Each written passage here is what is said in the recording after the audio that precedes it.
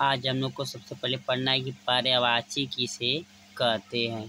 तो देखते हैं पर्यायवाची किसे कहते हैं। किसी शब्द का समान अर्थ बताने वाले शब्द को ही पर्यायवाची कहते हैं। अर्थात जो समान अर्थों को प्रकट करते हैं तो इसे पर्यायवाची कहते हैं। अर्थात पर्यायवाची जो होता है यह दो शब्दों से मिलकर बना होता है। कई शब्दों से? दो। जैसे पर्याय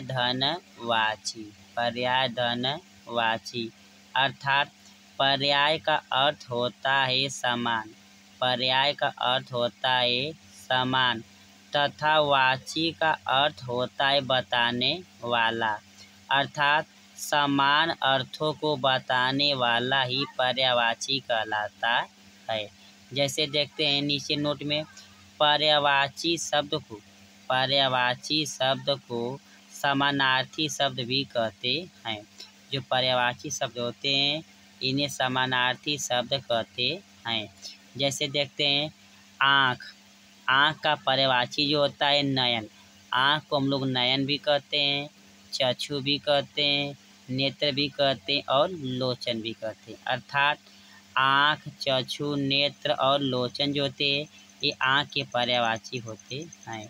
आगे देखते हैं आकाश, गगन, नभ, अंबर। अर्थात आकाश भी कह सकते हैं, गगन भी कह सकते हैं, नभ भी कह सकते हैं और अंबर भी कह सकते हैं।